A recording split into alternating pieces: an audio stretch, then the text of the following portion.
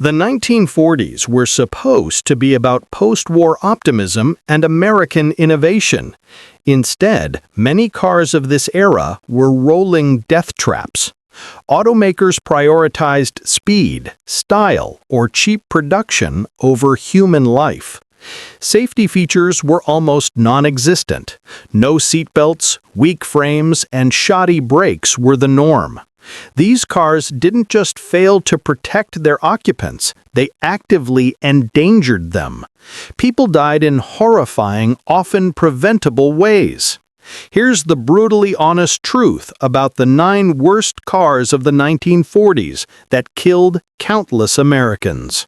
Dear viewer, we have set a goal of reaching 30,000 subscribers by the end of the year, and we would love for you to join us. Thank you for your support. Number 9. The Ford Super Deluxe, produced between 1946 and 1948, holds a special place in American automotive history. It was the car that symbolized peace after World War II, sleek, patriotic, and attainable for returning soldiers and their families. It was everywhere, in driveways, parades, and wedding photos. But behind that familiar face and patriotic promise hid a grim truth. The Super Deluxe was a post-war bestseller that could easily become a death sentence in a collision. Though adored for its design and dependability, it was built using outdated pre-war engineering, and in a crash, that old-fashioned construction turned deadly. From its solid steering column to its steel dashboard and weak door latches, the Super Deluxe perfectly represented the 1940s mindset. Style, comfort, and speed mattered. Safety did not. When production resumed after the war, Ford wasted no time bringing back its best-selling pre-war models. The 1946 Super Deluxe wasn't a new design. It was essentially the 1942 model revived, with more chrome and a patriotic sales pitch. Consumers didn't care. They were starved for new cars after years of wartime rationing. Ford dealers couldn't keep up with demand. Nearly every returning GI dreamed of owning a Super Deluxe, with its smooth lines, plush seats, and dependable flathead V8 that delivered around 100 horsepower. To Americans, it felt like freedom on 4 wheels. But to safety experts, it would later become a steel coffin on wheels. One of the Super Deluxe's most infamous flaws was its solid steering column. Unlike modern cars that use collapsible steering shafts designed to absorb crash forces, the Super Deluxe featured a rigid, spear-like metal rod that extended straight from the steering wheel into the driver's chest area. In a frontal impact, even at moderate speeds, 30 to 40 miles per hour, the column often drove backward into the driver's torso or skull. Crash survivors described steering wheels bending inward like a battering ram. Many didn't survive the initial blow. The Ford's marketing boasted about solid construction. Ironically, that same solidity was what made the car so unforgiving in collisions. The interior of the Super Deluxe was a study in 1940s elegance, gleaming chrome trim, painted steel panels, and stylish knobs. But it was also a weapon waiting to be used against its occupants. The dashboard was made entirely of hard steel with sharp, protruding details. There were no padded surfaces, no seat belts, and no energy absorption zones. In any frontal crash, the human body became the crumple zone. Heads struck metal dashboards, faces hit solid knobs, and chests collided with unyielding steel. Doctors of the era referred to these injuries as dashboard trauma, a term coined after seeing so many facial fractures and brain injuries caused by cars like the Ford Super Deluxe. Even children seated in the front, often standing or unrestrained as was common then, were thrown forward violently, suffering fatal blows against the dash or windshield. One of the underappreciated dangers of 1940s cars was weak door latch design, and the Super Deluxe was among the worst offenders. The doors used simple mechanical latches that could easily spring open under even minor side impacts or rollovers. In a crash, this often ejected occupants entirely, throwing them onto pavement or under the car. Without seatbelts or reinforced pillars, ejection meant almost certain death. Ford engineers of the time had little understanding of crash dynamics. The idea of side impact protection or safety cages wouldn't appear until more than a decade later. In the Super Deluxe, the doors were decorative, not structural, and in a crash, they failed catastrophically. The Super Deluxe's body-on-frame construction was strong, but in the wrong way. Instead of absorbing impact forces, the rigid steel frame transmitted all the energy directly into the passenger compartment. When involved in a collision, especially head-on, the frame stayed mostly intact, while the cabin and occupants suffered the brunt of deceleration. This made the car appear structurally sound after a crash, even as the people inside were fatally injured. Tests conducted years later on surviving 1940s Fords revealed that even 25 miles per hour impacts could cause severe internal injuries, as the lack of deformation left humans to absorb the shock. The Ford Super Deluxe was never engineered for emergency handling. Its solid front axle, narrow tires, and primitive drum brakes made it difficult to stop or steer quickly. At higher speeds, especially on wet or uneven roads, the car was notorious for understeering, refusing to turn when asked. Combine that with brake fade on long descents, and many accidents were simply unavoidable. Drivers who swerved to avoid obstacles often found themselves sliding or rolling, especially on rural roads where safety rails were rare. These rollovers were particularly deadly because of the weak roof pillars that collapsed easily on impact. By the late 1940s, as car ownership exploded, so did traffic fatalities. In 1948 alone, more than 30,000 Americans died in car crashes, many in vehicles just like the Ford Super Deluxe. Doctors and coroners often cited steering column impalement, skull fractures, and ejection as common causes of death. The victims were ordinary families, young soldiers home from war, or middle-class workers who thought they had bought the car of their dreams. To many survivors, the Ford's sturdiness gave a false sense of security. They believed its solid build made it safe, when in reality, that rigidity was exactly what made it deadly. The Ford Super Deluxe, despite its safety horrors, remains a beloved classic. Collectors admire its design, its simplicity, and its role in post-war America. It represents optimism, progress, and the rebirth of the American auto industry. But it also represents the cost of ignorance. Automakers of the 1940s didn't think about energy absorption, restraint systems, or occupant safety. The Super Deluxe was a masterpiece of aesthetics and engineering convenience, and a catastrophe of human factors. It wasn't until the 1950s and 60s, after public outcry and studies by safety advocates like Ralph Nader, that Ford and others began implementing seat belts, padded dashboards, and collapsible steering columns. The Super Deluxe, in hindsight, was the perfect storm of post-war ambition and pre-war engineering, a car built to celebrate life, but tragically capable of taking it. The 1946 to 1948 Ford Super Deluxe stands as a haunting reminder of a time when American cars were built to survive everything except a crash. It was handsome, dependable, and deeply symbolic, yet lethally flawed.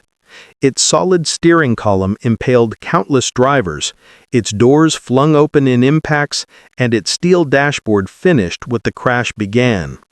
In an age obsessed with power and prosperity, the Super Deluxe showed how little thought was given to the fragile human body behind the wheel. It was, quite literally, a beautiful machine built in the image of progress and powered by danger. Number 8. The Chevrolet Fleetline was one of the most visually striking post-war sedans of the 1940s, a car that symbolized the optimism of pre- and post-war America. Introduced in 1941 and continuing through 1948, it combined Art Deco-inspired fastback styling with a robust steel body. To the public, it looked sleek, luxurious, and modern. But beneath that curving sheet metal was a mechanical setup that made the Fleetline one of the most dangerous cars of its era. The Fleetline was Chevrolet's attempt to project elegance and aerodynamic design during a time when most cars still looked upright and boxy. Its long, sloping rear roofline and broad chrome accents made it a standout on the street. However, Chevrolet engineers built it using pre-war technology, a heavy ladder frame, solid rear axle, and drum brakes on all four wheels. These components were already outdated, even by 1941 standards. The result? A car that looked fast but couldn't stop, couldn't corner safely, and punished anyone who dared push it beyond 45 miles per hour on narrow 1940s highways. The Fleetline's single-circuit hydraulic drum braking system was notoriously weak, especially under repeated use. On long descents or after a few hard stops, brake fade, a complete loss of braking effectiveness, became a common and deadly occurrence. Mechanics of failure? The brake fluid boiled under heat, causing vapor lock and a spongy pedal that sank to the floor. Real-world consequences: many Fleetlines failed to stop on hills or in emergencies, resulting in catastrophic runaway accidents. Reports from the late 1940s frequently mentioned fatal crashes involving Fleetlines that simply didn't stop in time.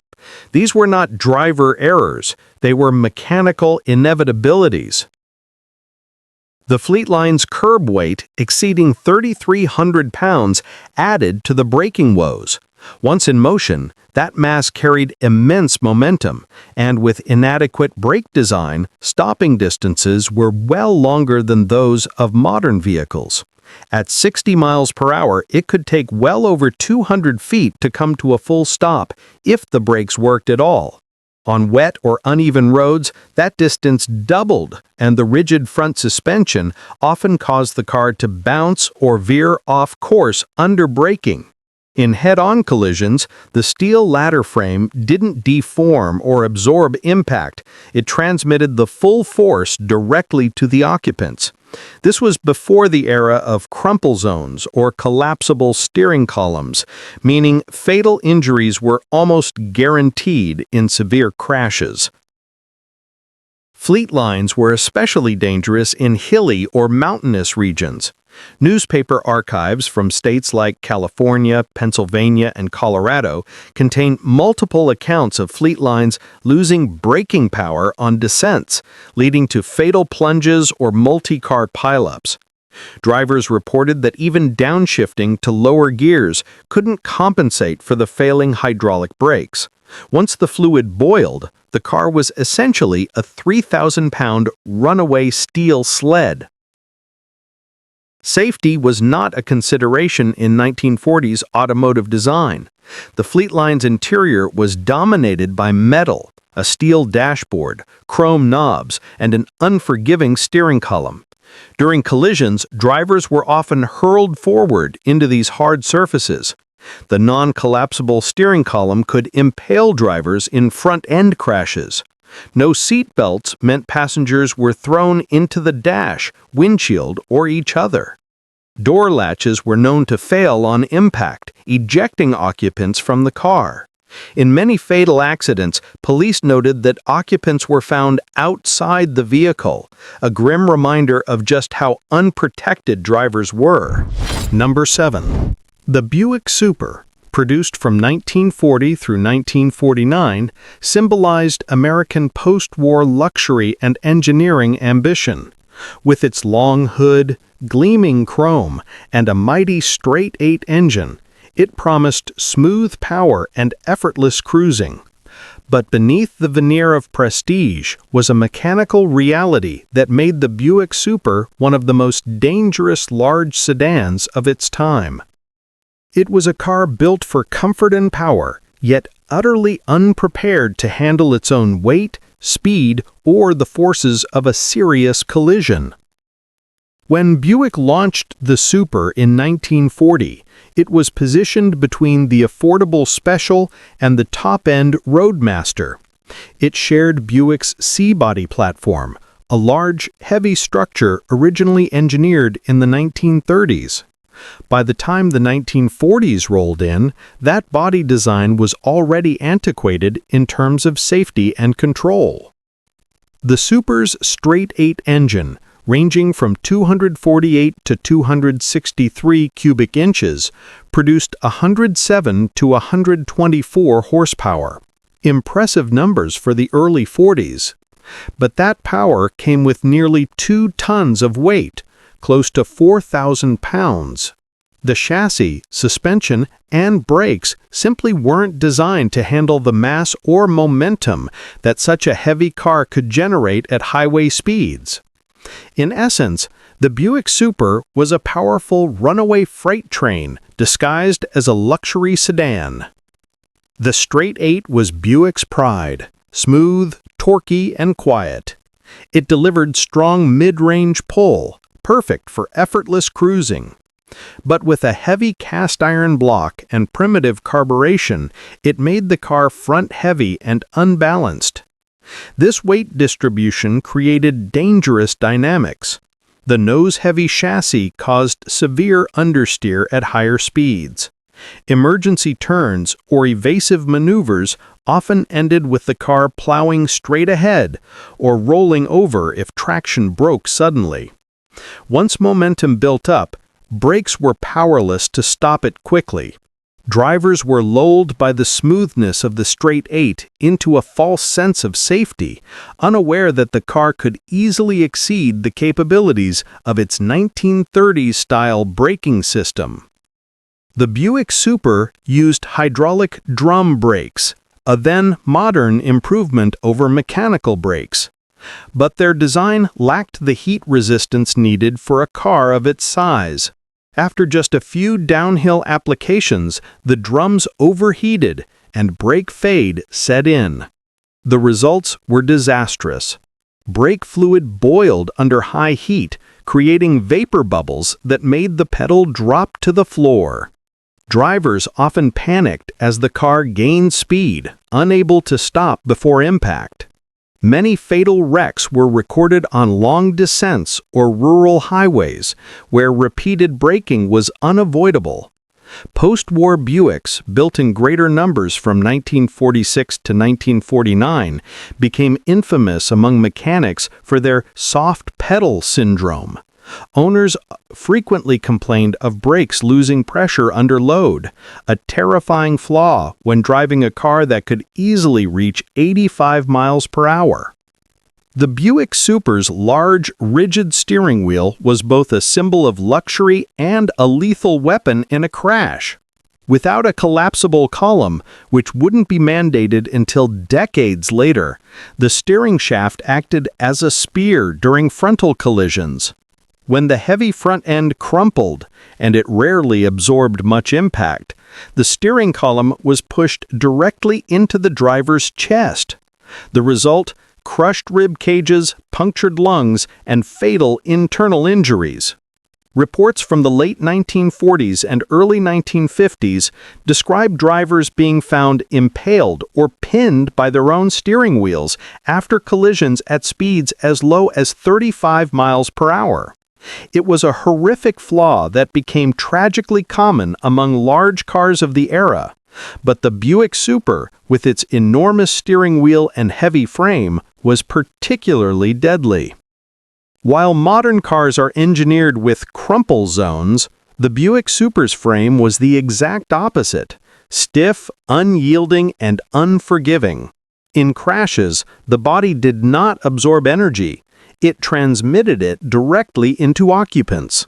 The all-steel dashboard, solid front bulkhead, and heavy steering assembly turned frontal collisions into near-certain death.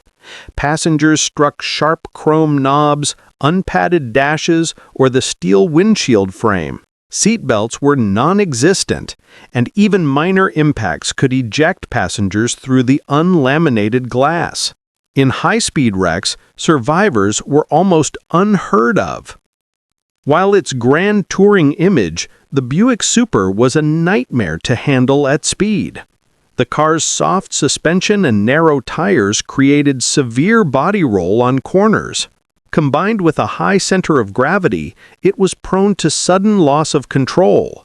Steering was slow, requiring multiple turns lock to lock, making quick corrections impossible. Drivers often found themselves helpless during blowouts or emergency lane changes. On two-lane highways of the era, that meant either swerving into oncoming traffic or leaving the road entirely, both outcomes often fatal. When production resumed after World War II, the Buick Super was heavily advertised as a symbol of prosperity and refinement. Americans eager to move past wartime austerity flocked to dealerships. But that luxury came at a cost: no safety innovations whatsoever. Despite growing evidence of fatal design flaws, Buick continued selling the Super with the same basic chassis and braking system it had before the war. Between 1946 and 1949, over 500,000 Buick Supers were sold, each a potential accident waiting to happen. The Buick Super stands today as a case study in engineering imbalance, immense power and weight combined with primitive safety systems. It embodied the mentality of its era: build bigger, heavier, and faster, without considering what happens when things go wrong. It took the tragedies of cars like the Super and thousands of preventable deaths to eventually push automakers toward innovations like collapsible steering columns, dual-circuit brakes, and padded dashboards. The 1940 to 1949 Buick Super remains one of the most iconic yet dangerous American cars of its decade. Its smooth, straight-eight engine offered effortless speed, but its braking system, unyielding frame, and lethal steering column turned every crash into a potential death sentence. The Super's legacy is a haunting reminder that in the early years of American automotive luxury, comfort and style triumphed over survival. It looked like a dream, but for many families, it ended as a nightmare of twisted metal and lost lives. Number 6. The Studebaker Champion of 1947 to 1949 was hailed as a symbol of post-war optimism, sleek, modern, and refreshingly different from the bulky pre-war designs that dominated American roads. It was light, aerodynamic, and efficient, designed for a nation hungry for progress after years of wartime austerity. But beneath its forward-looking exterior lay a dark truth. The Champion's quest for lightness and affordability came at a catastrophic cost to safety. This car may have been the little Studebaker that could when it came to fuel economy, but in collisions, it became the little Studebaker that couldn't survive. When Studebaker reintroduced civilian cars in 1946, it wanted to stand out from the big three: GM, Ford, and Chrysler. The company's design team, led by Virgil Exner and Raymond Loewy, crafted the 1947 Studebaker Champion with futuristic flair. A low roofline, wraparound rear glass, and the famous slogan, "First by far with a post-war car." The problem was that beneath its modern looks, the Champion still used a lightweight ladder frame and paper-thin body panels designed before the war. In an era obsessed with fuel efficiency and price, Studebaker engineers stripped away structural mass to save weight. The result was a car that could move smartly with its small 169 cubic inch straight-six engine, but folded like tin foil in real-world crashes. At just under 2,700 pounds, the Champion was hundreds of pounds lighter than competitors like the Ford Super Deluxe or Chevrolet Fleetline.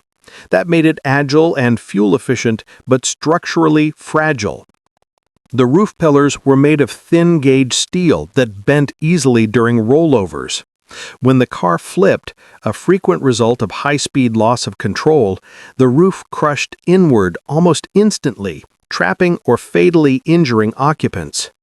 The doors were notorious for popping open on impact, ejecting passengers. There were no safety latches or reinforced side beams. The chassis flexed excessively, which caused panel gaps to widen over time, and in accidents, it provided almost no energy absorption.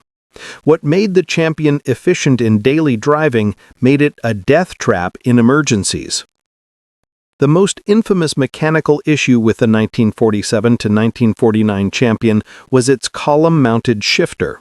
This three-on-the-tree setup was supposed to modernize the driving experience and free up floor space. Instead, it became a silent killer. The linkage system connecting the steering column to the transmission was poorly engineered. Over time, wear or misalignment caused the mechanism to jam between gears, particularly during quick shifts or sharp turns. Imagine this: a driver enters a corner, downshifts from second to first, and the shifter sticks in neutral. The rear wheels suddenly lose engine braking and traction. The rear end steps out, the car fishtails, and control is lost. This phenomenon led to countless spinouts, rollovers, and highway deaths, especially among younger drivers who pushed the little Studebaker harder than intended. Tests conducted by independent safety researchers in the 1950s revealed that even moderate side impacts could cause complete door separation or structural collapse of the driver's compartment. Inside, the Champion offered the same hazard-filled environment as most 1940s cars.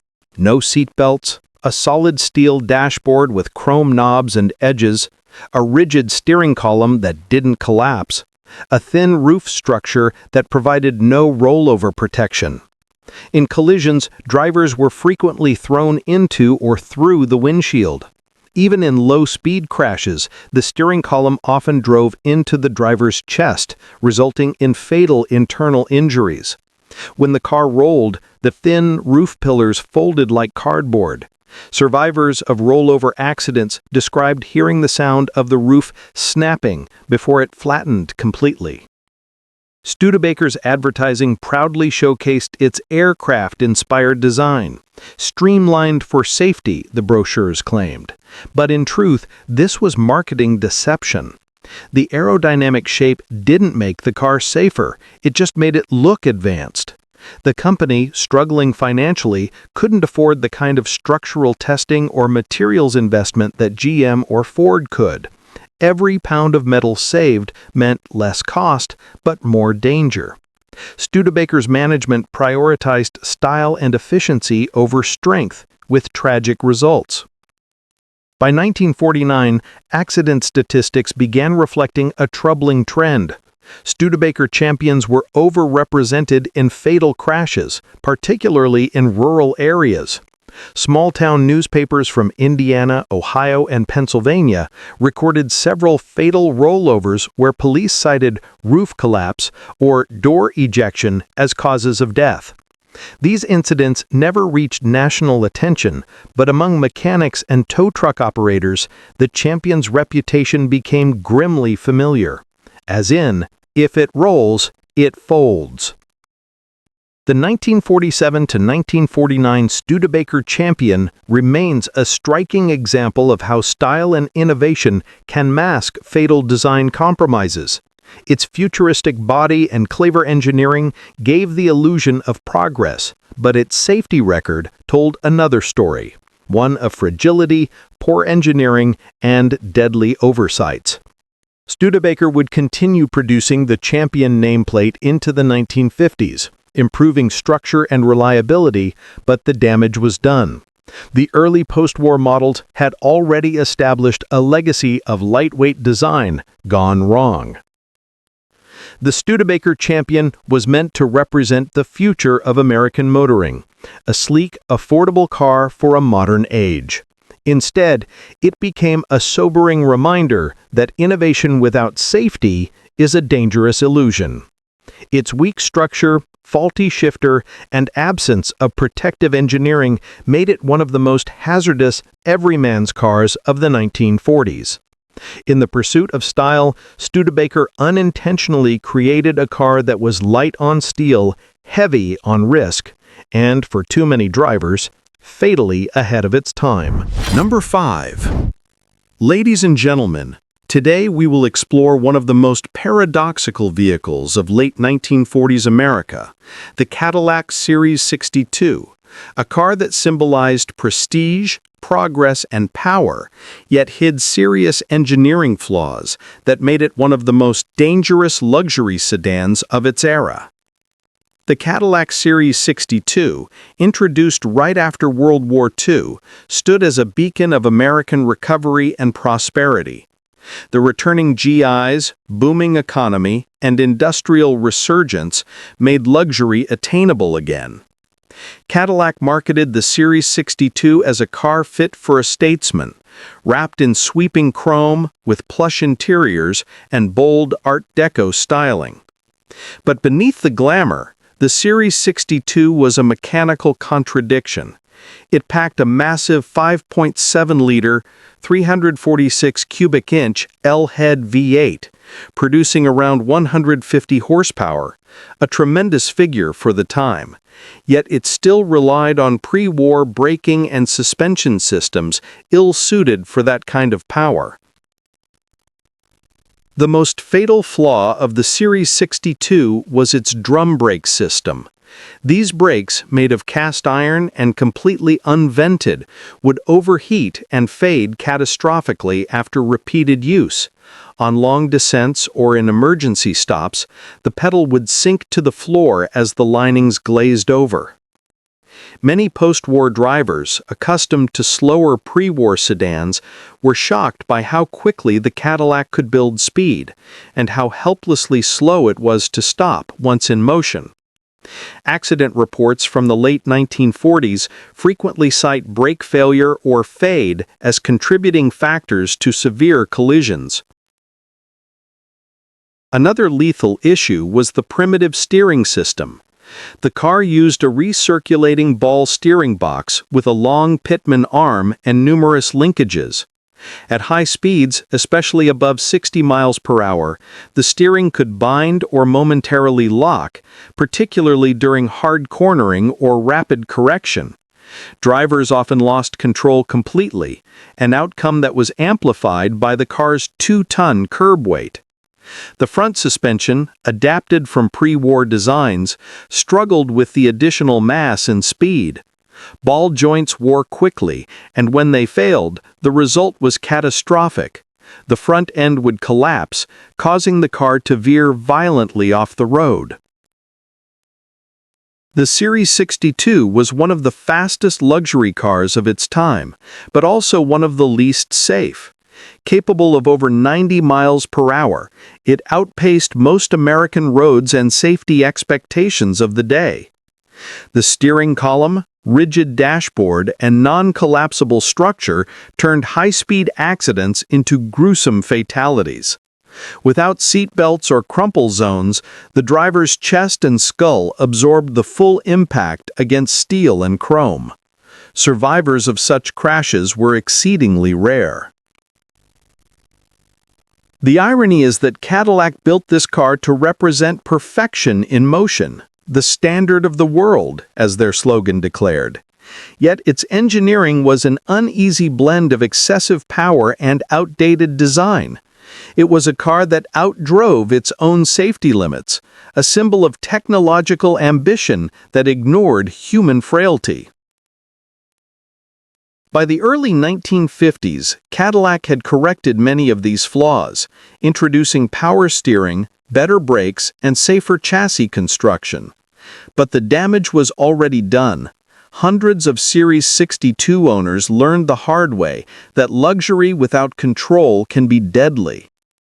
Today, the 1946 through 1949 Series 62 remains a fascinating study in contrast, a masterpiece of style and comfort, and at the same time, a reminder of an era when beauty and danger often shared the same steering wheel. Conclusion. The Cadillac Series 62 embodies a defining paradox of post-war American automotive history: the pursuit of status and speed at the expense of safety. It was the elegant death trap, a shining emblem of power and prestige that carried its occupants swiftly and sometimes fatally towards the limits of 1940s engineering. Number 4. Before the merger that would eventually form American Motors, AMC, Nash Motors of Kenosha, Wisconsin was known for doing things differently. The Nash Ambassador was the company's top-tier offering, marketed as the forward-thinking rival to Cadillac and Lincoln. It featured streamlined aerodynamic styling, integrated fenders, and enclosed wheels, a radical look for the early 1940s.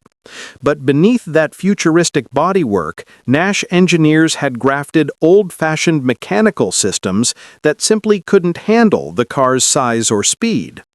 The result was a vehicle that promised modernity but delivered instability. The Ambassador's advertising emphasized air flight design, a term Nash used to evoke aviation-inspired aerodynamics. Indeed, the car's rounded roofline and low hood gave it a sleek, wind tunnel-tested appearance. However, the truth was more cosmetic than functional. While the outer shell screamed progress, the chassis was still based on a 1930s-era body-on-frame layout, and the suspension system was crude by modern standards. With coil springs up front and leaf springs in the rear, it offered a soft ride, but little control. When cornering, the tall, narrow body and soft suspension made the Ambassador alarmingly top-heavy, prone to body roll and even tip-over accidents at modest speeds. Perhaps the Ambassador's most infamous flaw was its weak steering box assembly. Built from thin cast metal and mounted to a flexible frame, it was known to crack or completely fail under the stress of emergency maneuvers. Drivers who swerved suddenly to avoid an obstacle often found themselves with a free-spinning steering wheel, as the internal worm and sector gear stripped its teeth or broke away from its housing. In such moments, the Ambassador became uncontrollable, a 2-ton missile on the road. Dealers frequently replaced steering boxes under warranty, but the issue persisted through multiple production years. Wartime material shortages during the 1940s only worsened the problem, as subpar alloys and rushed production led to fatigue-prone components. The tall greenhouse design, one of the car's styling trademarks, gave passengers excellent visibility, but came at a deadly cost. With much of the car's weight concentrated high above the chassis, the Ambassador's center of gravity was dangerously elevated. During high-speed turns, evasive maneuvers, or uneven road surfaces, the car could lift a rear wheel and, in extreme cases, roll completely. These rollovers were often fatal, as the car lacked roof reinforcement. The sheet metal roof collapsed instantly, crushing passengers beneath. Reports from the era describe accidents where the Ambassador's body sheared off its frame, a grim testament to its structural fragility. The Nash Ambassador came with either a 234 cubic inch inline 6 or a 260 cubic inch inline 8, both providing decent power for their time, around 115 to 125 horsepower. But the problem was not acceleration, it was control. At highway speeds, the soft suspension and vague steering created a floating sensation, often described by period reviewers as driving on air and praying it doesn't end abruptly. The car's long wheelbase, 121 to 125 inches, and underdamped shocks meant it would sway heavily, even on gentle turns. Inside, the Ambassador was every bit the luxury machine, with plush seats, a quiet cabin, and Nash's signature weather-eye heating and ventilation system. Passengers rode in comfort until they hit a curve or an obstacle. The car's steel dashboard, rigid steering column, and lack of seatbelts turned every high-speed accident into a deadly encounter. Chest and skull injuries were common. Rollover survivors were rare.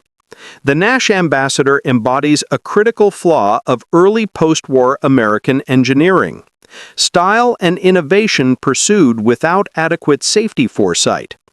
The company prioritized futuristic looks and aerodynamic claims, but neglected fundamental stability and durability. Even as other manufacturers began experimenting with sturdier frames and better weight distribution, Nash clung to outdated platforms dressed in modern curves.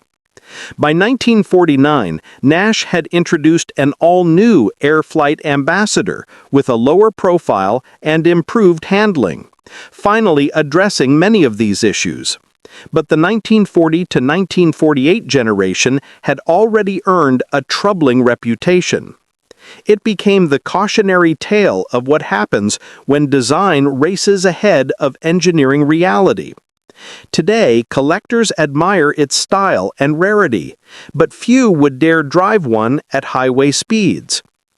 The 1940 to 1948 Nash Ambassador was a masterpiece of visual design and a disaster of mechanical integrity. Its steering box failures, high rollover risk, and poor stability made it one of the most dangerous luxury cars of its decade. It remains a striking reminder that innovation without structural strength is an illusion, a futuristic facade concealing fatal flaws. Number 3. Ladies and gentlemen, today's subject brings us to one of the most telling examples of post-war automotive design gone wrong: the DeSoto Custom, 1946 to 1949. On the surface, it was a grand, comfortable cruiser from Chrysler's mid-tier division, a car meant to project modern luxury and middle-class confidence in America's booming post-war years. But behind its shining chrome and soft ride lurked fatal weaknesses that made it one of the most dangerous, full-size sedans of its era. In 1946, when DeSoto resumed civilian production after World War II, it was eager to capture returning soldiers and families seeking comfort and prestige. The DeSoto Custom was its flagship model, bigger, smoother, and supposedly safer than the pre-war models it replaced. It offered an aura of class at a price lower than Chrysler's luxury sedans, but higher than Dodge's working-class models. Its styling, rounded fenders, a tall roofline, and a wide grille symbolized strength and solidity. Yet, ironically, that image of strength could not have been further from the truth. Beneath its imposing body was a structure that lacked real rigidity or crash protection. The DeSoto Custom was large and heavy, tipping the scales at nearly 3,900 pounds, substantial even by the standards of the day. But the frame and roof structure didn't match the car's size. Built using a ladder-type chassis, with long spans between crossmembers, it offered poor torsional stiffness. That weakness became catastrophically apparent in rollover accidents. The DeSoto's A and B pillars, designed more for style than for strength, would fold like cardboard when the car flipped or landed on its roof. The thin steel pillars and unreinforced roof rails simply couldn't withstand the weight of the vehicle. Survivors of these crashes were exceedingly rare, as the cabin crushed downward instantly. Even worse, the DeSoto's hydraulic drum brakes were undersized for a car of its mass. Fading under heat, they offered inconsistent stopping power, and on steep or wet roads, they became nearly useless. Period road tests noted that the DeSoto took well over 200 feet to stop from 60 miles per hour, a distance nearly double that of later 1950s cars. Brake fade on mountain descents was a common and terrifying experience, especially for families traveling through the Appalachians or Rockies. Many fatal accidents were traced back to complete brake loss after extended downhill use. The fluid lines also had a notorious tendency to leak under pressure, causing one or more wheels to lose braking force. Because the system was not diagonally split, as modern systems are, a single failure often meant total loss of braking. Like many post-war sedans, the DeSoto Custom prioritized comfort above all else. Its soft suspension and massive overhangs created a smooth, gliding ride on flat highways, but at the cost of control. At high speeds or during evasive maneuvers, the car's weight distribution and flexible frame led to extreme body roll. It leaned heavily in turns, lifting wheels off the ground and creating a serious rollover hazard. On narrow rural roads, even a modest swerve to avoid an animal or another vehicle could send the DeSoto sliding or flipping. The steering system, a recirculating ball setup with vague feedback, compounded the problem. Drivers described it as sailing a barge, and not without reason. The car's long wheelbase, 121.5 inches, meant it resisted direction changes, until it didn't. When it broke traction, recovery was almost impossible. Inside, the DeSoto Custom was spacious and plush. It featured broad bench seats, thick padding, and a well-appointed dashboard trimmed with chrome and imitation wood grain. Unfortunately, that beauty became deadly in a crash. The all-steel dashboard, common in the era, turned every collision into a head-smashing disaster. No seat belts, no padded surfaces, and a rigid steering column meant the driver's chest and skull were the first points of impact. The steering column was directly mounted to the frame, so during frontal impacts, it was forced backward into the driver's torso, a lethal design flaw that claimed countless lives. The combination of weight, poor brakes, and old-fashioned suspension geometry made the DeSoto Custom especially deadly on hilly terrain. On steep descents, the drum brakes quickly overheated, causing fade and eventual failure. Drivers who attempted to downshift into low for engine braking often discovered that the fluid drive semi-automatic transmission didn't hold the car as effectively as they had hoped. Once brake fade set in, there was no recovery. The car would pick up speed rapidly, and its massive weight made it nearly impossible to control. Reports from the late 1940s include numerous runaway DeSoto incidents, some ending with fatal rollovers or fiery crashes. What's most tragic about the DeSoto Custom's flaws is that Chrysler engineers were aware of most of these problems. Internal memos from the era, as noted in later historical accounts, reveal that concerns about roof strength and braking efficiency were raised, but ignored due to post-war production pressure. The goal was simple: get cars to market fast.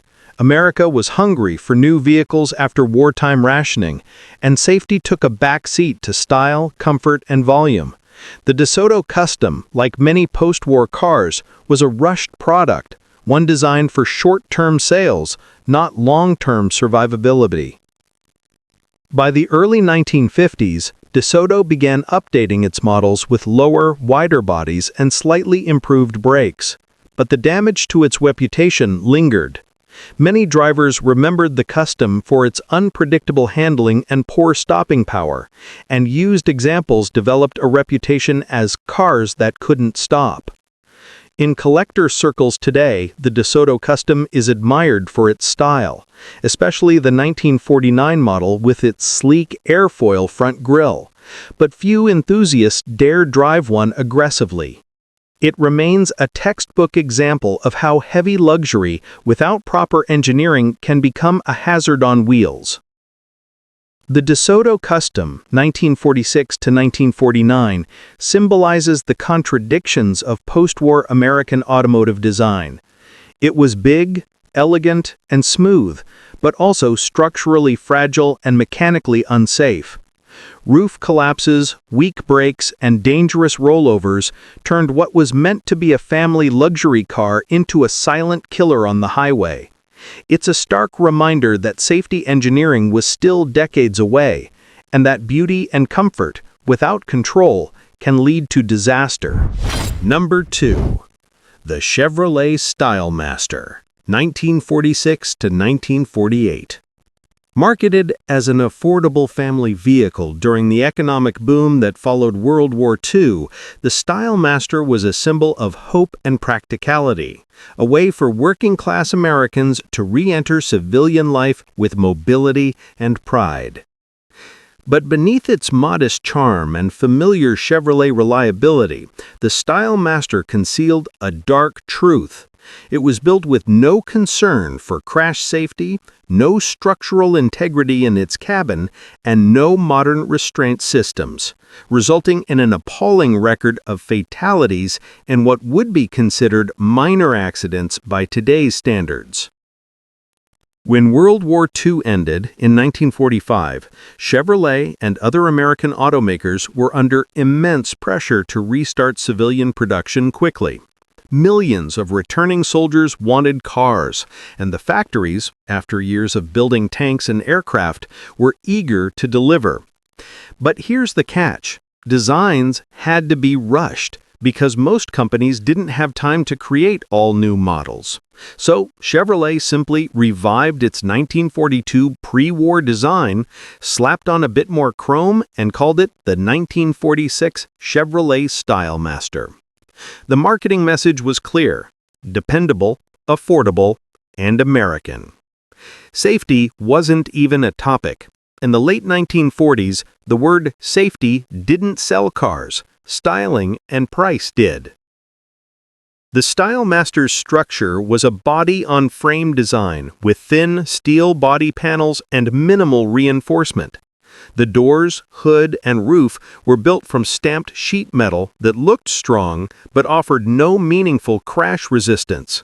In a side collision, the door panels peeled open like aluminum foil, providing no barrier between the occupants and the oncoming object. Survivors of such crashes often described the car as tearing apart like a tin can. Even worse, the A-pillars and roof rails lacked structural support. In a rollover, the cabin would collapse almost instantly, crushing passengers. And because the Stylemaster had a solid steel dashboard, no seatbelts, and rigid steering columns, even low-speed frontal collisions often resulted in fatal head or chest injuries. One of the most lethal components of the Stylemaster was its steering system. The steering column was a straight, solid shaft connected directly to the steering box and the front axle. When the car experienced a frontal collision, even at 25 or 30 miles per hour, the steering column would recoil backward into the driver's chest. This was not an isolated problem. It was a systemic design flaw found in almost every American car of the 1940s.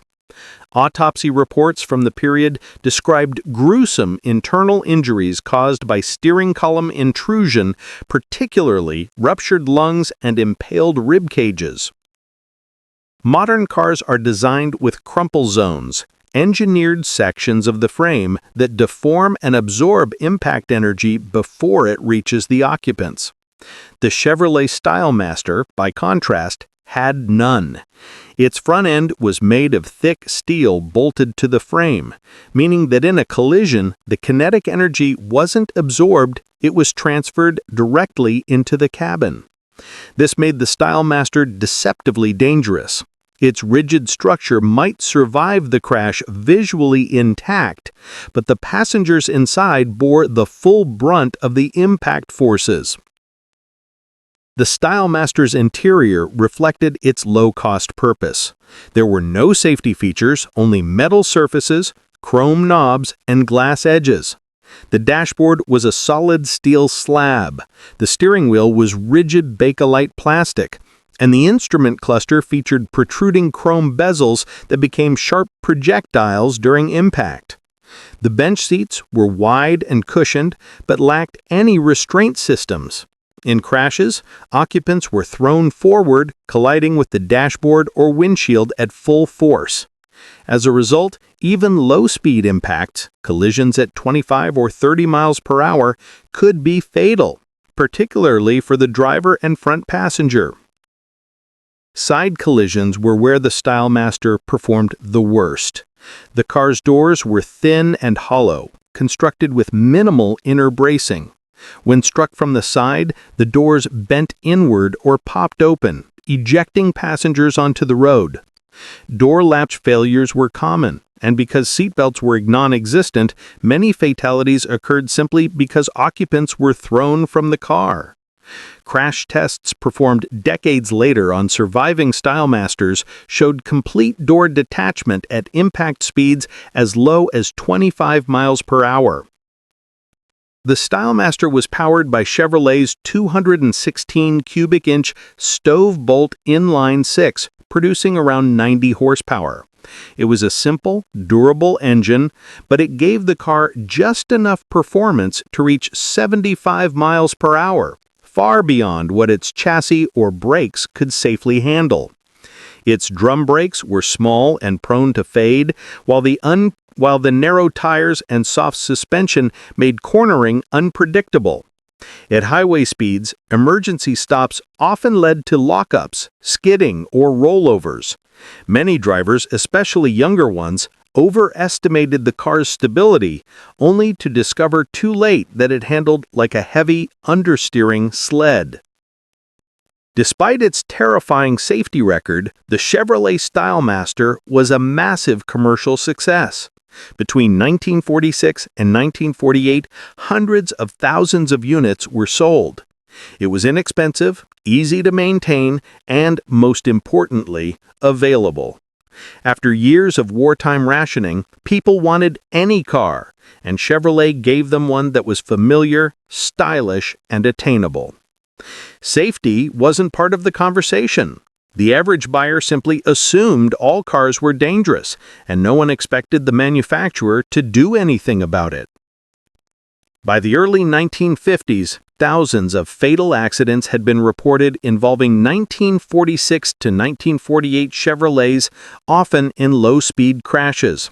Insurance records from the period show an unusually high rate of driver ejections and steering column fatalities for these models.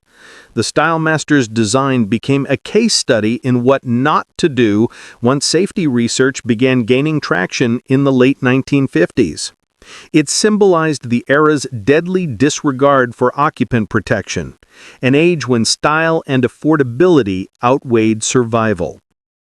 The Chevrolet Stylemaster remains one of the most sobering examples of how cheap design and a lack of safety awareness can turn a family car into a death trap. It was affordable, yes. Reliable, perhaps. But it came at a terrible cost.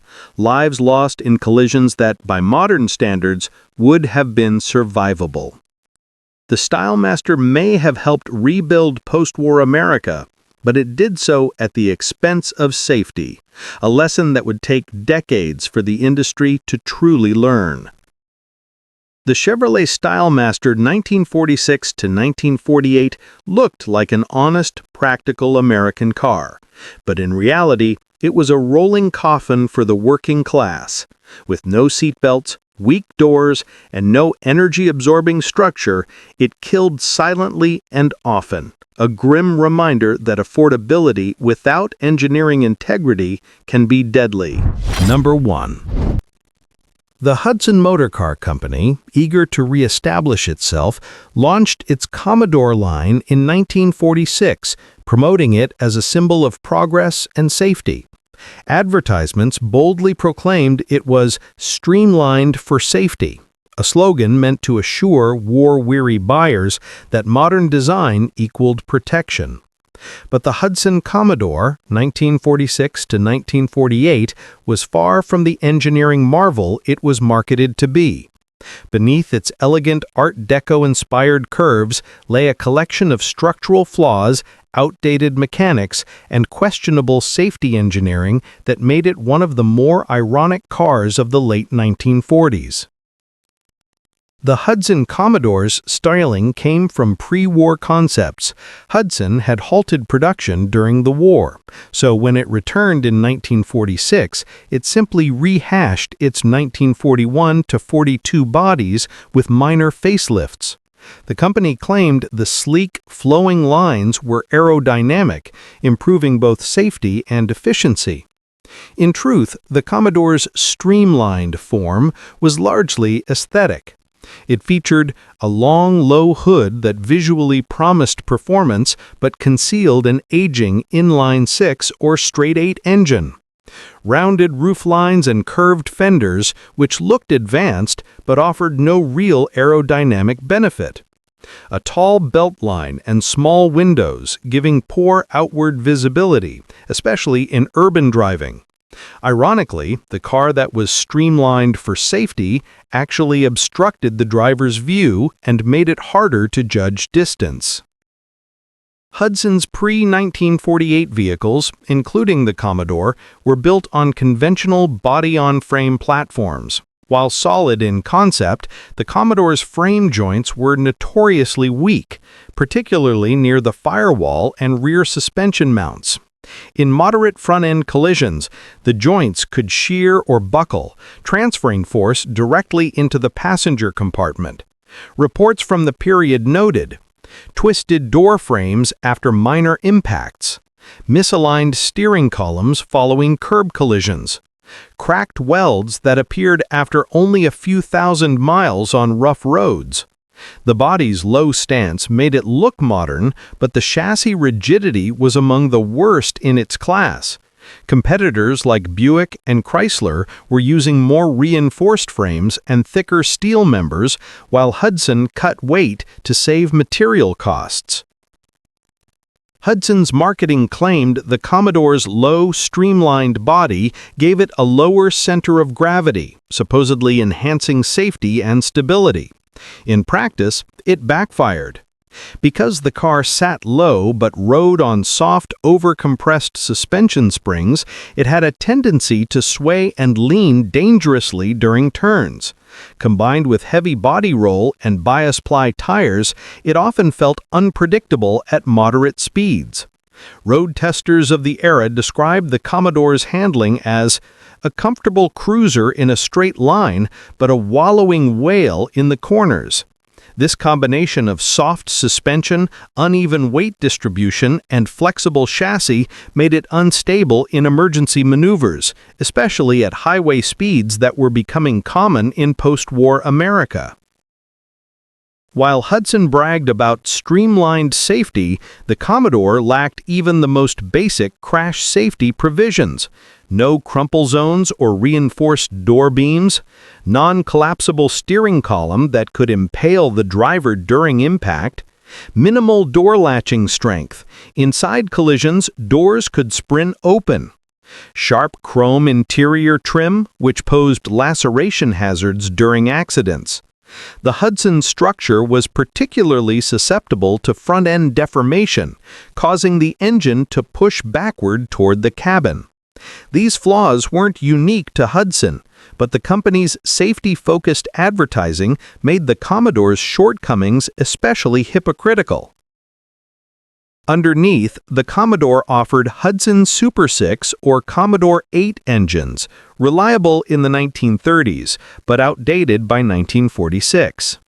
The Super 6, 212 cubic inch, made around 102 horsepower, weak for the car's weight. The Commodore 8, 254 cubic inch straight 8, offered around 128 horsepower, but was heavy and prone to overheating in traffic.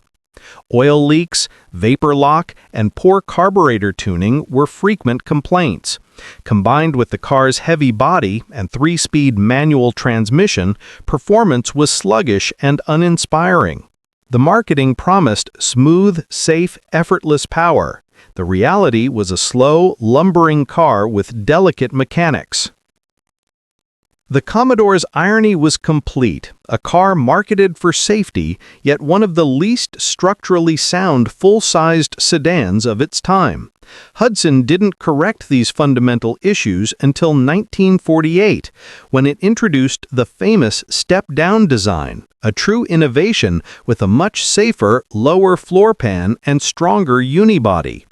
The 1946-48 Commodore, however, stands as a transitional relic, representing an industry trying to modernize without real engineering advancement. By 1949, the car was forgotten, overshadowed by Hudson's vastly superior step-down model. But the irony lingers. The Commodore sold itself as streamlined for safety while being a streamlined illusion built on fragile foundations. The Hudson Commodore is a perfect case study in post-war automotive marketing versus mechanical reality. It embodied the optimism of 1946 America, sleek, modern, and forward-looking, yet it carried the skeleton of pre-war engineering. Its slogan was a marketing masterpiece, but its engineering was a structural misstep, revealing how even respected automakers could fall for their own hype. The Commodore's story teaches us that safety and style can never simply be advertised, they must be engineered.